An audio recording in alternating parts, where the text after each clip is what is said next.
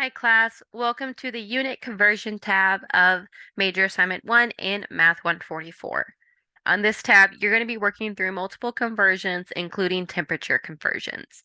I highly recommend doing this tab on paper first and then converting your paperwork to Excel work. You're going to have two parts. The first part is where you're going to work on conversions that depend on this conversion factor table. The second part is part 6, where you'll do Fahrenheit and Celsius conversions that depend on the two formulas given to you in the text box. So let's start with part 5. And part 5, very first thing to notice is you are not allowed to use the function convert. All the conversions, we want to see your steps. Please do not use the function convert. You will be using division, multiplication appropriately, no convert in your formulas. So I don't want to see that word in your formulas. And then for our formatting, we're going to format all cells as numbers with 4 decimal places. This is the conversion factor table we will be referring to. These are the only conversion factors you're allowed to do for these problems in part 5. You cannot use another internet source to find conversion factors. You must reference these as we go. There is an example provided here that you can use to kind of follow along and see how the page is set up. Each problem is going to work horizontally. So you have 4 problems. You have A, B, C, and D. Parts A and B are a conversion that takes 2 steps, and then you'll have a final answer. Parts C and D are conversions that take 3 steps, and then you'll have a final answer. The gold cells represent the numerical part of your conversion, so the numerical part of the fraction. The blue cells represent the units you are converting. The gold and blue cell together represent 1 step. So let's look at the example. So for the example, you're converting 70 fluid ounces per kilogram to milliliters per pound. So we're converting fluid ounces per kilogram to milliliters per pound. And then gray cell tells us we're starting with 70, and then it writes our abbreviated units. All right, and then our final units we're getting to are going to show up in the end in column P. Those are our milliliters per pound. And then we won't know the final number until we work out each step. All right. So the first step here in the example is representing taking the fluid ounces and converting it to milliliters. So they're taking the fluid ounces from the initial units and converting it into milliliters for the final units.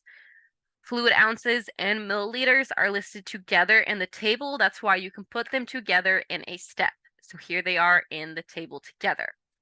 And then the gray cell represents the numerical fraction that matches milliliters per fluid ounces. So 29.5735 milliliters per 1 fluid ounce. That is what that 29.5735 represents. So then the second step in the example, they are converting kilograms to pounds. So they notice that we need kilograms, and we started with kilograms in the initial units, and we need pounds in the final units. We found kilograms and pounds are together in the table, so we can make a step with them together. So we're going to convert kilograms to pounds. We've determined that kilograms has to go on top of the fraction, so it can divide out. Pounds needs to go in the denominator appropriately for the answer. And then we've set up our gold cell, which would be that 0.4536. That's the numerical part of the fraction. So that would represent 1 over 2.2046. And then when you get the final answer, you're going to multiply your numerical steps together. So for this example, you would take 70 times that 29.5735 times the 0.4536 to get that final numerical answer. And then the units, the blue units in that column P, those should be the final units for your problem. Okay, so each problem works horizontally. Each pair of gold and blue cells represents a step, with the last ones representing your final answer. So columns O and P are representing your final answer. All the rest of them are representing your steps. So then C and D have 3 steps. they need to be completed, and A and B have 2 steps, and then the final answer. This is similar to your DQ, so if you do need additional assistance, go back to that DQ as a reference to practice these unit conversions. For part 6, in part 6, you are going to be following the formulas here in the text box, and you want to use the appropriate formula. So for the cell C44 under Celsius, you are converting 12 degrees Fahrenheit to Celsius. So in this gold cell, you would use an Excel formula starting with an equal sign and cell references to convert 12 degrees Fahrenheit to Celsius. And then in A45, in the gold cell below the 12 degrees Fahrenheit, this is where you are converting the 57 degrees Celsius to Fahrenheit. You are going to have your own numbers. Make sure you use your own numbers. Follow the formulas in the text box. Use your own numbers and make sure you put the correct formula in the correct column. And do not use that convert function. Use a formula with a cell reference. I do not want to see that convert in your formula.